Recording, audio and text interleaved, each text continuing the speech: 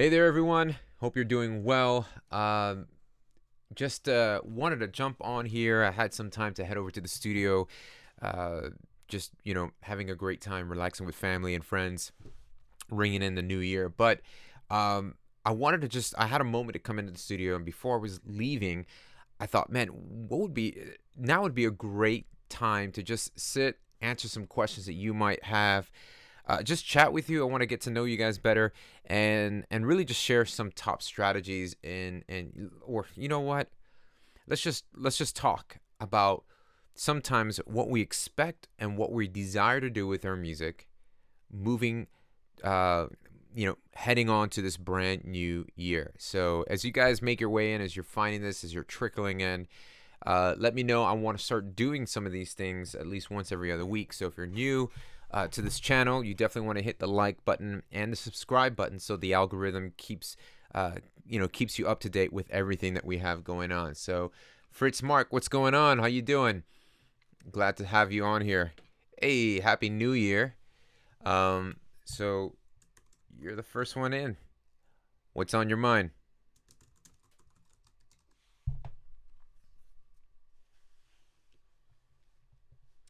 Happy New Year, Henry. Take over. Happy New Year. Hey, Marty Brown, what's going on? Good to see you guys. As you start trickling in, love to see.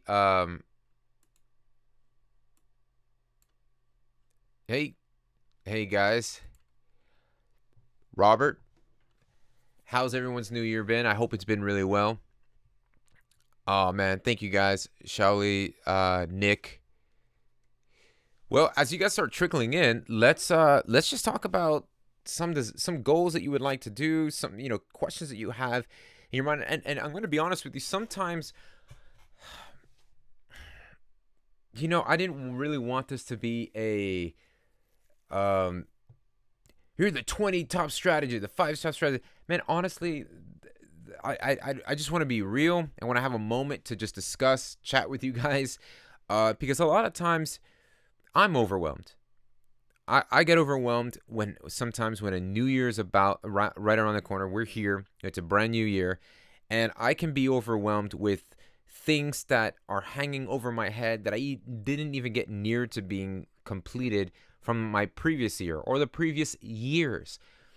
And that already sets a tone and precedence for me looking forward. As I really can't look forward because I'm so hinged to what was behind me that I never really got to accomplish. And then there's just questions, and there's just a bunch of things that are just become hurdles in getting in the way to moving forward. So this is specifically catered towards those of you who are serious about wanting to pursue making your own music, whether you want to transition from making music as a hobby into a full-fledged career, or you're just like, I just want to get better at making music, and I don't mind it being a hobby. I just want to get better at it. I want to gear towards encouraging you and speaking life into that for you guys. So any questions you guys might have, I've got some time before I head out. I just want to do a really quick Q&A and maybe share some strategies or just not just strategies, but more so things and lessons that I've learned throughout my years of producing music. I'll tell you what, the cheat sheets from my mistakes is what I really want to share with you guys. So let's start with some questions. So drop some questions in there. And what do we got going on? So first of all, Happy New Year, everybody jumping on. Let me start from here. I've got one from Robert Chadwell. He's asking, as a rule, should you always sidechain your long Vox reverb to the vocal to get it out of the way? Robert, that's a great question. There really isn't a rule. It really is going to always come down to what it's going to allow the feeling and the emotion of what I'm trying to get out of this. And I know that sounds like a very broad statement, but now I'm going to bring that down to practical steps. When it comes to using reverbs, the reverb, this is something that I've learned after 19 years of producing music. It's taken me this long to realize that reverbs, what makes it sound much sweeter is the source running through the reverb. I know that sounds so obvious, but believe me, the great vocals, there's a specific, I'll give you an example. Lana Del Rey, her vocals are drenched in reverb, plate reverb. I mean, you hear it in all of her records. Lana Del Rey has all this reverb. But then it's like, wow, what's that reverb? and it could very well be just a basic stock reverb, a plate reverb, but there's some textures to her voice and the way it's going through it and the balance. And that's really when you want to get at. So it's not necessarily always having the side chain your reverb so that you get the balance right. I wouldn't say that's the rule that you need to be doing, but think of it as, how do I create the right balance here? And a lot of times you can do that by just taking some of the frequency responses of that reverb away. So not just side chaining, but more so, what frequencies can I shave off that allow the natural vocal to be heard and not necessarily get in the way between. So let's say your reverb is really bright, so cut off some EQ. Use the EQ to cut off a lot of the high end, and use the EQ to cut off a lot of the low end, so you feel the reverb and not necessarily hear it getting in the way of the vocal. I hope that makes sense. Does that make sense, everybody? All right. Marty Brown is asking, is Pro Tools necessary? Should I have Pro Tools to work with any artist anywhere? No. Pro Tools is not necessary. Ableton is not necessary. Logic is necessary. Some kind of format that allows you to take files, WAV files, or AIF files, MP3 files from any artist and import them to your DAW of choice. So it's not necessary, especially nowadays, because whatever's going to allow you to be the most creative and produce efficiently for your own workflow, that's what I want you to go with. Vasek Lucian Roni, sorry if I destroyed that, but can you share some advice for someone that wants to start mixing / producing for artists? Does it matter if you're in LA, New York, London, etc., or can you be elsewhere and still get great results? All right, that's a great question, and one that I struggled with for a lot.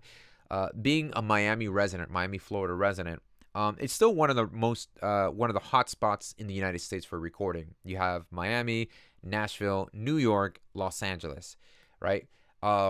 Those tend to be like the pillars. And I say Miami, I'm not just biased, but for the Latin world and now more so a lot of the urban stuff focused here in Miami. So do you need to be there? No. Does it help to be there?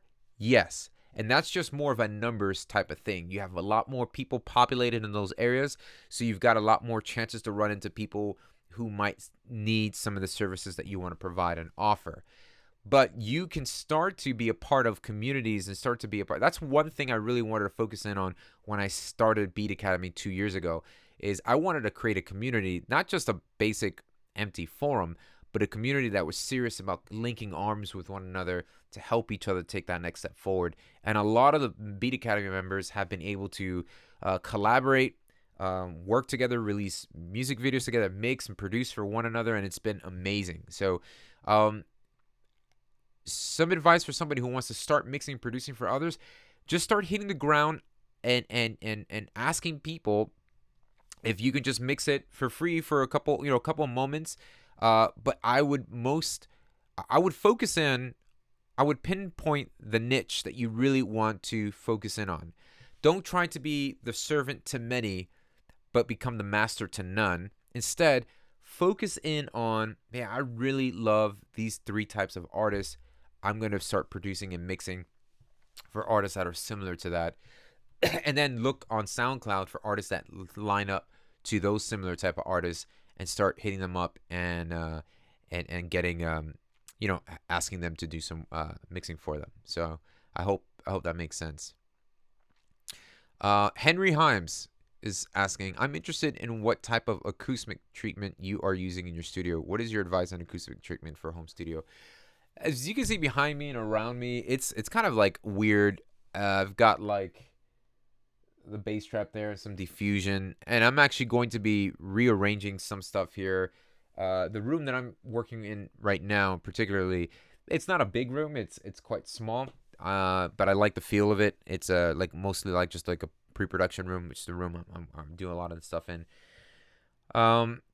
Nowadays, you can get so much done with do-it-yourself acoustic treatment. What I would suggest, though, is that you just start with covering the bare essentials, and that is your first reflection points. That's like the immediate left, the immediate right, and above you, and behind you. I would definitely get those things treated, and there's so much information out there on YouTube, but that you could dial in for that. But I use the acoustic treatment that I have here is by a company called GIK Acoustics, and they're great because they offered a whole room package for a real good, reasonable price, and all the treatments here came with that package. So I went with that, and that seemed to be a good.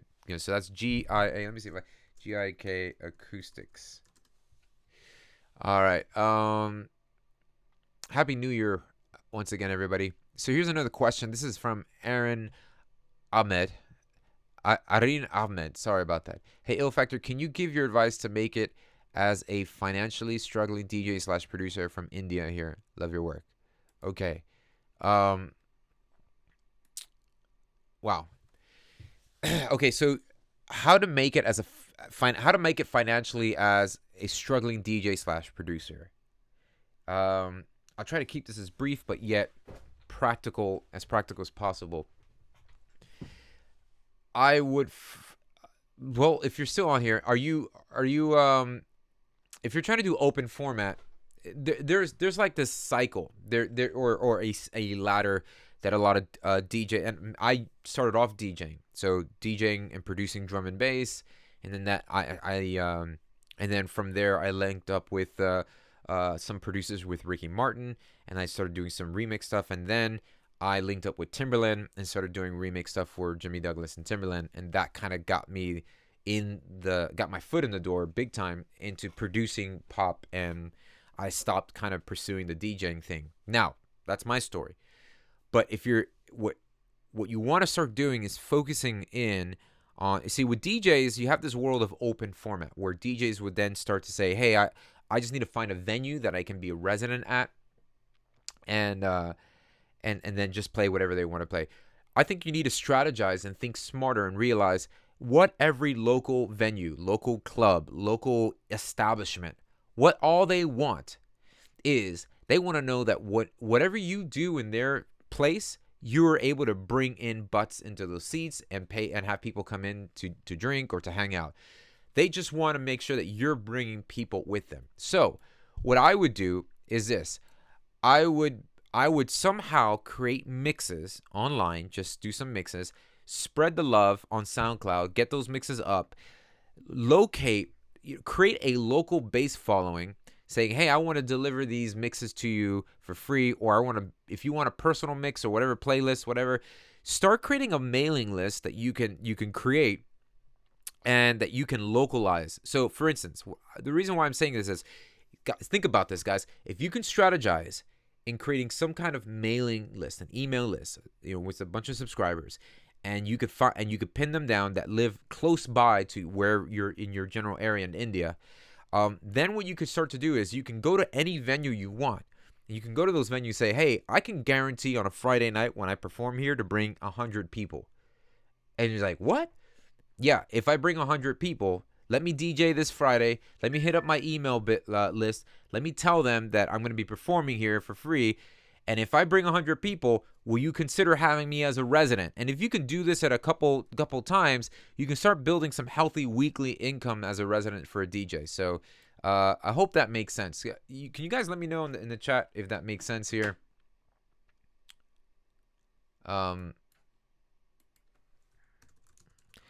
This can work not just with DJs, but also on the producing aspect too. You can, but mostly for the DJs. Every club wants to know, what can you do for me? How can you get people inside? Or any venue or any place wants to know, what do you bring to the table? And he's like, oh, I'm a dope DJ. It's like, I don't care. Get people in here. And so build an army of people that will go to where you go, because that is what's going to actually get you the money that you're looking. Then you could tell that guy, yeah, you saw how I brought 100 people here, right? That could have easily made you, $2,000 that night. I want to get paid $800 every week to play here. Bam, or whatever the case may be. So I know, I'm sorry, I know I went the long way around the barn, but so Jim, great question though. Jim J, what's up? Thanks for watching. Is asking, what do you think the keys / secrets are for all Max Martin hit songs? Man, let me call him and find out.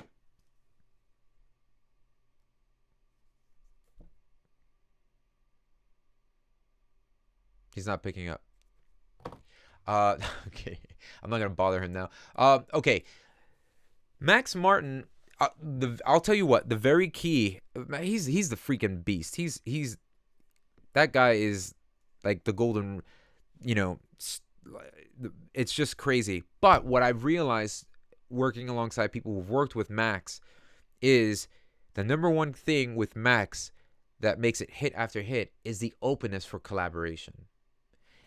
Even in the earlier days where Max, a lot of people don't realize that Max was really more focused, like a lot on vocal melody and a lot of vocal stuff, even for like rock bands. But when he started with Ace of Base, right? All That She Wants Is Another Baby. When he started with the Ace of Base stuff, it really, a lot of you, if you track it from Ace of Base and moving on up, Backstreet Boys and all that stuff, Britney Spears, it goes down to collaborating. He understands the power of collaborative effort. And it wasn't about, I need to write this, I need to control this, I need to have this. No, he's like, you know what?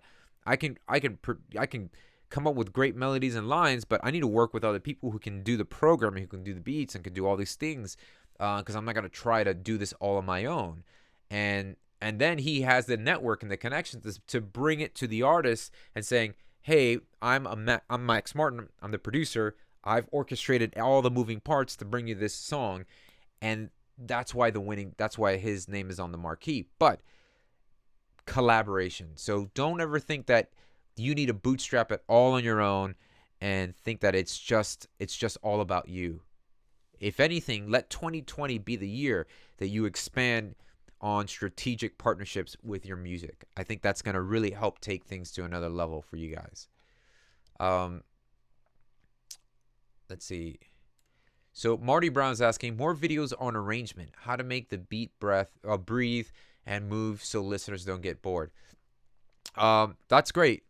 Yeah, I would absolutely consider that. I've got, you guys can also type in some requests that you might have for upcoming videos. So that would be really cool. Let's do another.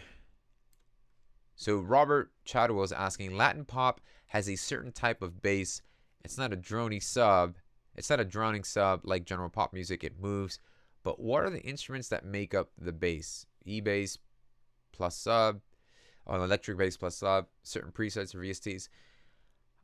You'd be surprised that a lot of, well, if you're saying like Latin pop, if you're thinking like, if we're talking Latin pop or reggaeton, with reggaeton, it's you're getting 808s in there as well.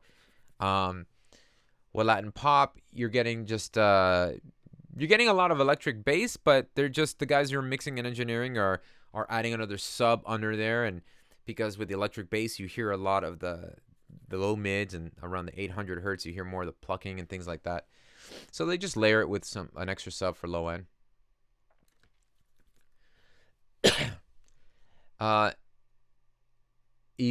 Evolin Show is asking, thanks for doing this. I've watched a bunch of your videos and purchased a lot of equipment and followed your lead on things. I have everything I need now to record. That's awesome, man. I'm super excited for you.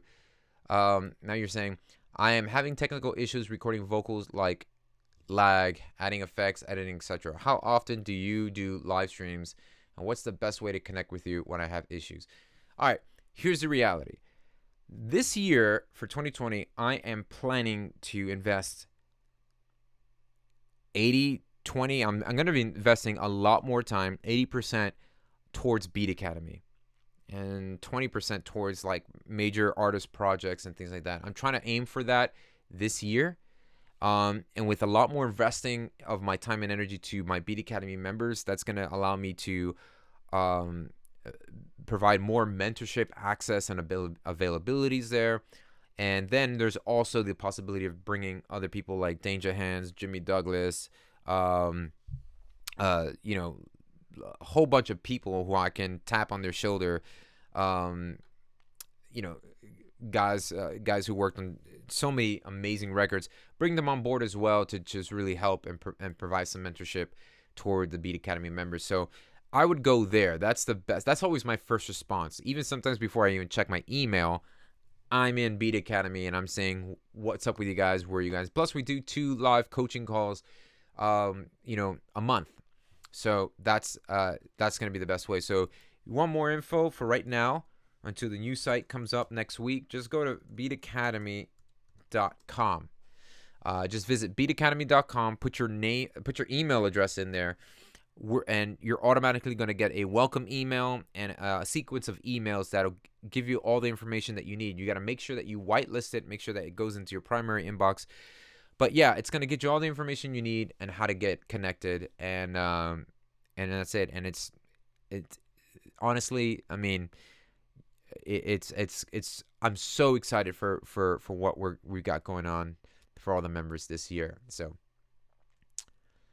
all the music feedback as well, I do that within that community. And the reason why I do it there, it's more controlled, and it's just much more easier for me to evaluate everybody's songs and give them.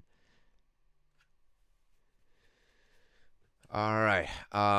What is the best piece of advice anybody has given you about music? This is coming from Kevin Hart. So what is the best piece of advice anybody has given to you about music? Man, the best. You know, after reading that, the first advice that came up to my mind that I reflected on came from my mentor, Jimmy Douglas. And for those of you who don't know who that is, he's mixed everything from Aretha Franklin. He found Missy Elliott, Timberland. He mixed, mixing engineer, producer, Foreigner, Journey. There's a Foreigner, Timberland, Missy. I mean, the list goes on and on and on and on. And I'll never forget. I think the biggest advice I that just sunk in. There was a moment where I was producing something alongside with him for a specific project for an artist, and after so much back and forth, is the artist going to use it? Are they going to use it for the album? Are they going to take it? After so many back and forths of months, it got turned down and it didn't land on this major artist's album. And I was just depressed. I was stumped because I was really, deep down inside, I was like hoping it would go through and it would really be a big deal for me. Especially at the early years of my career. And I was really hoping and wishing it would go through. And it didn't. It didn't go through. And I heard the record that did go through instead of mine. And I was really upset. And Jimmy turned to me. He goes, "Hey, man, if there's one thing you need to learn about the music industry is you don't take it personally. This is not personal. This is just politics." And I go, wow, it's not personal. They were not saying, I personally think you are not worthy of making music for me, which is what I felt and which is how I thought they were treating me. But in reality, don't take it personal. Remember, music, even in the aspect of what we're creating, music itself is subjective. It's not objective. It's gonna hit people differently than it does other people, and so everybody's going to have their own opinion for a specific song, even the stuff that you make. So you just worry about the people that you're connecting with. You worry about them rather than the people on the outside of the stadium. Because sometimes we get in the focus of thinking, I need to make sure I please everybody with my music. When the reality is, if I can just turn the hearts or the heads of two people in the room, then that's what matters, because then I could take those two people to another room where there's another two people and have it grow from there and there and there. So let me know in the chat if that makes sense, guys. I would love to know how that resonates with you. So we've got William Gain is asking, hi, any tips on how to produce trip hop music with lots of strings? Yeah. I think with trip hop, the best thing would do is just to definitely go the sampling route, finding old symphonic records, just old. You can just even go on YouTube and just listen to old. You can even find like public domain symphonies and things like that. Whether it's Chopin and things like that. And then with trip hop, you can easily just sample a lot of those string riffs or solid notes, and then pitch them down. They tend to have a unique texture to them when they're pitched down at least 3 or more semitones. and then start working off there and doing cool things like gating the strings to the rhythm of your drums so that when the drums hit, it triggers the strings as well. So you can do some cool stuff like that. All right, let's go. Can you? Okay. Let's at Thomas is asking, can you make a tutorial on how to make chopped lead vocal melodies commonly seen in EDM? So Thomas, I think you're speaking on like a lot of the vocal chop stuff. Yeah, I'll be more than happy to do some of that. So yeah, I think those are cool. Um, okay, so then we have another one. Joel Scott, Joe Skutnik. Joe Skutnik. Sorry, I'm butchering these names left and right. I apologize ahead of time. How did you start working with another producer of that caliber? Um, the story goes, I was right out of high school. I was producing my own music with like some drum machines that I spent all the money I had to get. It was like an Akai sampler. It was like a RMX 16. I mean, it was discontinued a long time ago, but somebody had it at a pawn shop. I bought it, figured out how to use it, and started making music with like these drum machines, like a Korg Electribe ER1 and that. And I just started making music out of while I was a senior in high school, and that led into producing and making my own drum and bass, and then I just started DJing it. So I bought 2 turntables and just started DJing. So the DJing then turned into me playing at local clubs and underground raves and ultra music festival here in Miami. So once I started getting associated and just playing with some of the local the drum and bass scene here, this is back like in 2001, around there. I was just DJing, and then I started a part-time job at Sam Ash, which is like a music store.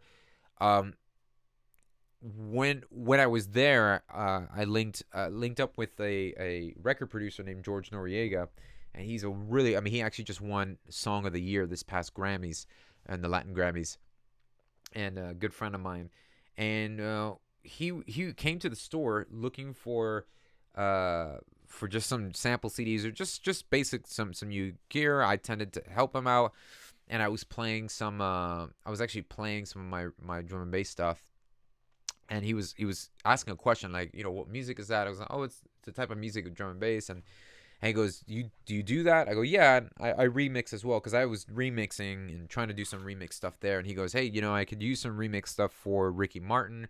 Would you be interested? And I was like, no. And then I like slowly turned around and I go, yeah. And so, yeah, that's what started it. So what started the ball rolling into working with High Guy? And look, man, I was blessed. I mean, God just placed me there in his providence to allow me to just be connected with that guy. So, but I will say this, for those of you who are struggling with the thought, oh, you see, he knows that guy, he was there, that's why I need to fly out to London or Miami.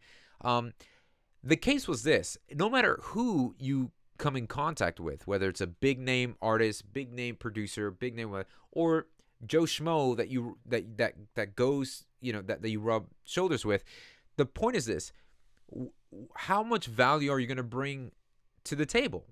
Are you looking to soak up like a sponge and see what that person can do for you? Or are you taking the initiative and saying, you know what, I'm going to go above and beyond and serve and bring value, whether they need it or not?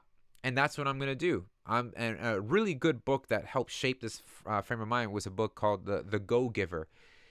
Amazing book. And it applies to entrepreneurship. And if you're thinking of making a living off of your music, congratulations, you're an entrepreneur. You're a musicpreneur. That's the thing. So you want to be able to have that mindset. And so, yeah, it's all about when you connect with somebody, make sure you bring that specific type of value. And I don't want to be broad here. I'm getting kind of tired of a lot of these gurus or people coming out of the woodwork saying, you just got to do that. What does that mean? What does that? Well, here's what I mean. Practically, when you connect with somebody, ask them it in a very practical way. Hey, this is what I do. I'm a DJ. I'm a producer. I do this. I would be more than happy to actually make a beat for you, or do this for you. Don't worry about it. I would just like to see how I can help in any way. And that's taking a step forward in the right direction, as opposed to, hey man, if you got any jobs, think of me. Let me know what I can do. That could work too, but take the initiative and say, so the Ricky Martin's guy was like, looking to do remix, and goes, I'll do your first 5 remixes for free. Don't worry about it. I didn't say, yeah, I'll do it. I said, your next 5 remixes, I'll do it for free, man. I'm your man. What do you need to do? And that's how I did it. And that's the same thing that happened with Timberland. So, all right, let me scroll back up. Blake, what's poppin'? Happy New Year. Blake Earnhardt, everyone in the house. Let's see the question you got. You got, what's a good next step to take after getting a little bit of traction from Spotify/Apple streams, specifically for a producer only, not an artist? Okay. What's a good next step to take after getting a little bit of traction from Spotify? The good next step is start releasing more music. This is what you're going to start to do. Start creating a schedule where now singles can drop at least once a month or something like that, but just start pumping out more music, because that's what Spotify and Apple Music are going to do. They're going to start to alert more people, the new finders of your music that are listening or monthly subscribe or just click follow. The more you can provide content for Spotify to ring them up saying, hey, Blake has put out new music, the better you are. So start creating a habit of producing more content regularly on those platforms for people to consume. Or just put it out on SoundCloud or just some, but hey, might as well put it on Spotify, right? Put 3 or 4 songs together on an EP and put it out. Let's see here. Joe Tella Records is saying, keep up the great work, Beat Academy. You're doing a good job. Dude, thank you so much. Okay, let's see. I'm getting lost here. Adrian Adrian is asking, what would be your advice to create and find your own sound that are unique and different from other producers? Okay. How to find your sound. I think this is a good strategy to go into 2020. If you're figuring out, okay, how do I find my sound, but yet uniquely find myself as an individual in a sea of similar trade producers. One of the things that has been really helpful for me, and this is something that I share a lot with my Beat Academy members, and you hear it a lot on my channel, is this concept of your artist DNA. It's the strands that build who you are. Our DNA is the blueprint of who we are individually, right? It's the blueprint, the code written. It's the book, the manual. And so your artist DNA is similar to that. It's what builds up who you are as an artist. And so what I would do is, if you could focus in on the 3 artists that have influenced you the most, who have taken that initial, who lit that spark that allows you to be like, that's the reason why I got into making music. Like, for me, for instance, like, I'll never forget the first time I heard The Prodigy, not the rapper, but the actual dance group with Liam Howlett and Keith Flint. He recently passed away, but The Prodigy, I think the first time I've ever heard of them was The Fat of the Land with this music video, Firestarter. They put out a music video. It came out at like midnight on MTV back in the day, and I was like, what is this? My brain melted, and fire came inside. I was like, I want to do this. This is the kind of music I want to make. So what are those influences that you have? What are the 3 artists that influence you the most? And then you start to pin down that those 3 artists start to come together and form this new fingerprint, form this new DNA. Just like when 2 people come together to create a child, that child is a product of those 2 people, a mom and dad coming together, but that child is not an exact replica of the dad or the mother. Yeah, there's some similar traits and features, but that is a unique individual. Sorry to go through biology 101, right? The basic stuff. But what I'm trying to get here is this. Let's say that you pin down, say, man, you know what? If you're a fan of Jay-Z, Mos Def, and Talib Kweli, then you're going to be a fan of the type of music I'm making. And you're narrowing it down to those 3 artists. That's going to help you laser beam focus on what you want to do with your music. And it's also going to help rid you, trim the fat, so to speak, of the music that you shouldn't be spending your time in. And then you have a more ideal tunnel to walk through to find the sound that you're going to be, because you're going to stay in that lane. And so you just kind of stay on there, and then you start to funnel out those other producers, those other artists and things like that, and you're going to resonate with a specific crowd of audiences that are going to like what you're doing. Can you guys hit the letter Y if that makes sense and put it in the chat room? You can let me know.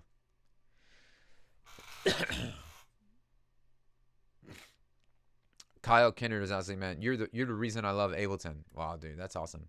Ableton's the reason why I love Ableton. It's just great. Do you mind doing an audio sample tutorial, maybe a Kanye West type beat? Yeah. I think I have one in the channel already. I think it's like 3 steps to warping, but yeah, definitely check it out.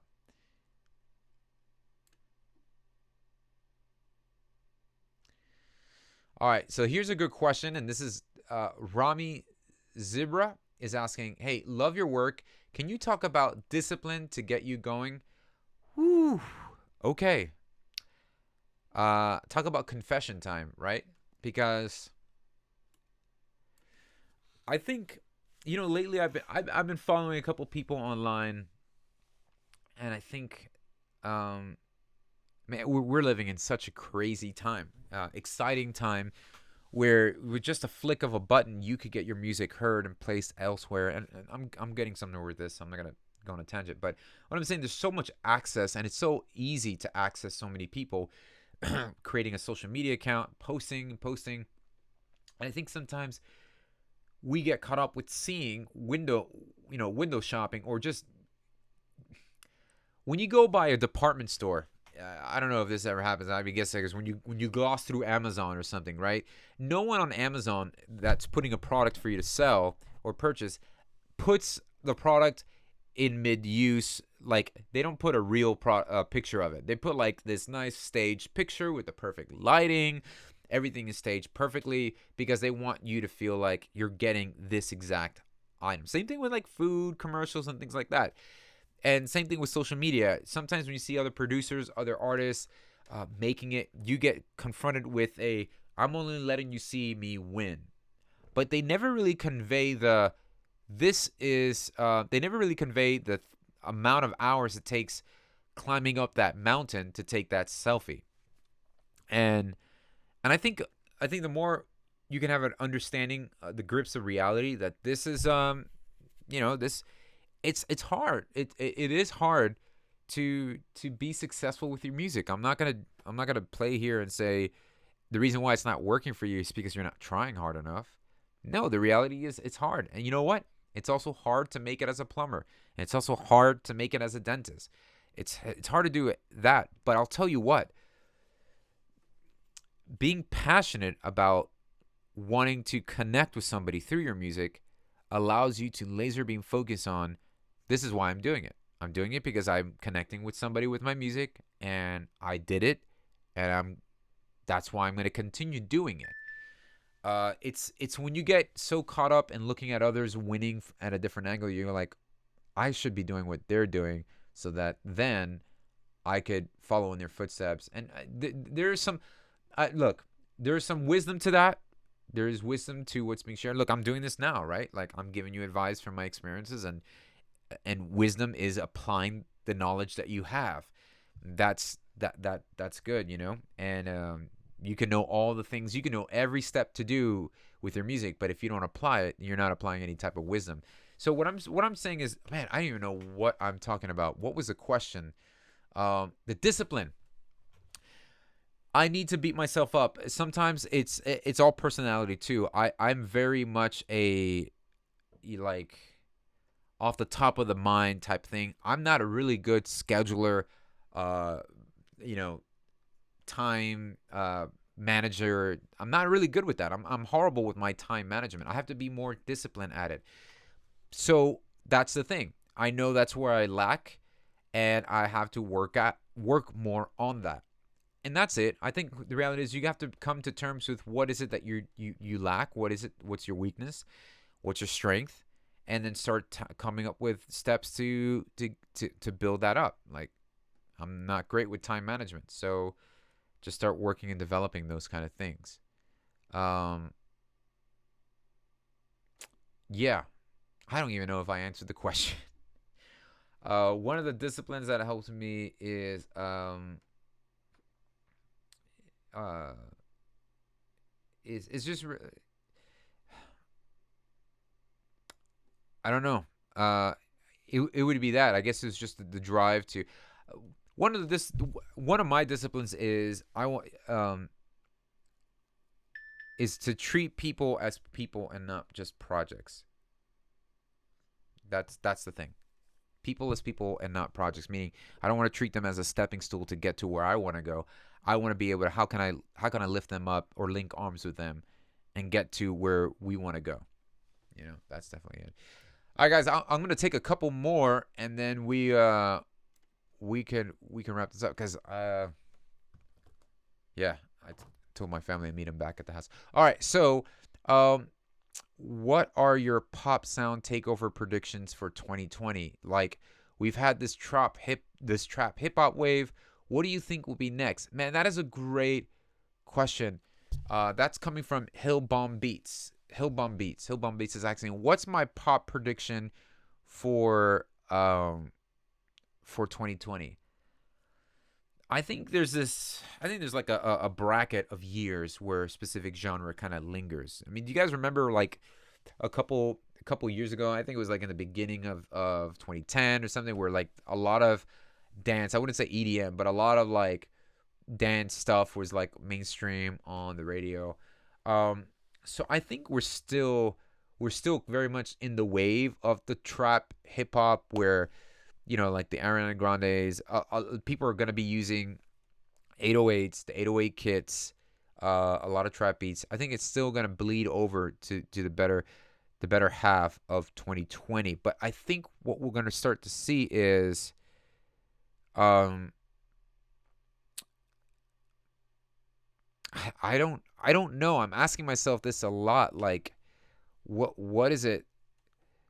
What is it that's trending? I think more like involving more organic. I think what's gonna start to happen, because I'm working on a project now where the artist is like, this is what I want to do, and as soon as linking up with that artist, I was like working with them. Ryan Cavaro, Ryan Ryan Caballero, um, eh, dope talented artist. Um, I think what we're gonna start to seeing is tying in a lot of the throwback, like maybe like boom bap stuff, but with the swag delivery of the trap hip hop stuff. So as we move to the next bracket, then the people start to reach more further back in the bin of where to get inspiration from. So you might see a lot of like late 90s rock sampled stuff, like a lot stuff from there starting to be borrowed into the wave of music that we have now. Does this make any sense? Is taking Adderall will help me to learn piano and guitar at 30-year old? Adderall? I don't know. There's like Adderall, like the medicine. What's cool about Beat Academy? I don't know. You tell me. I'll tell you what's cool about Beat Academy. If you're asking about the website, uh, I don't know. I think there's plenty of there's probably a couple. I know Blake's a member. There's a couple probably other members here on the chat, but here's what I'll tell you why I created Beat Academy, not just the YouTube channel, but the platform. If you go to beatacademy.com, I didn't want to create a cold refrigerator of courses. There are so many sites, and to be honest, you could find everything I'm teaching you and other sites are teaching you on YouTube for free. There's nothing new under the sun that I'm showing you. But the thing is, I want to be able to convey it in a way that makes sense to you But yet I wanted to create a mentorship bridge. I didn't want to just have a cold refrigerator that you go into, you pick out your course, you leave it, and that's it. And then people like, okay, yeah, you've got courses, I've learned it. That's awesome, that's good. But I wanted more than that. I didn't want to just leave you with, here's where you can go, get a course, I'll never talk to you again. I wanted to create a mentorship opportunity for that. If you're working in, if you feel like you're the only one who's serious about pursuing music in the circle of friends that you have, or you just don't have that much connections, I want to provide windows of opportunity for you through Beat Academy. So, Blake's a great example. He's on here, but was able to hook him up with an opportunity to work on some projects, and other people as well. Where any placement opportunities that I get, I hand it over to my Beat Academy members, because my goal for 2020 is just to see more people win. I really want people to win. Like, I'm going above and beyond to making sure that I want people to win. Like, you guys win, I win. That's how I envision it. So it's a platform that allows you to take access of the courses that I'm creating, and there's some really awesome courses, plus amazing ones coming up.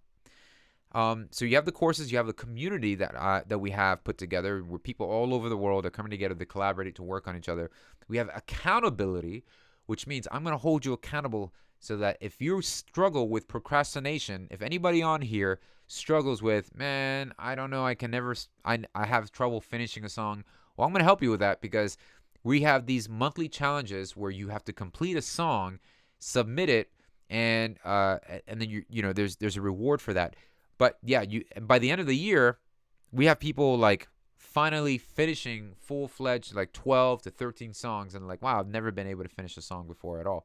So we have those accountability, you have community, you have resources, and you have mentorship opportunities. And I think those four things really are the pillars of what Beat Academy is about. And there's always room for growth, and there's room for me to learn on how to best serve you guys, and there's always room for growth to just expand and help each other out. So yeah, and it ain't breaking the bank either. Literally, I had people tell me, dude, you're charging your prices are way too low for this. Like, you need to charge more. I go, no, because I want to really, the goal for me wasn't get rich. The goal was, how do I impact lives with Beat Academy? So if impacting lives with Beat Academy is the goal, then there it is. So if you want more information about it, definitely hit up www.beatacademy.com. We've got some really exciting things. You should definitely join the list now, so you can be informed of what we're going to be doing at the end of January. Something really cool and exciting, and I don't want you guys to miss out. So definitely visit that, hit it up, put your email address in there. You get an automatic email. Check your spam if you're not getting it. By the way, every new remake video that I'm going to do, where I share music production tips with you as I remake, let's say, whether it's The Weekend or anything that we're going to be doing in the future, I'm actually going to be uploading that Ableton Live or Logic session, whatever session I'm doing it in. I'm going to upload all the sounds that I used, every single sound in there, the session, the sounds, and all the previous sessions from all the previous starting this month. So I'm going to create this Dropbox link, so any other upcoming videos that I make on recreating sounds or recreating songs, you're going to be able to have access to that whole library of that. Does that sound cool to you guys? Does that make sense?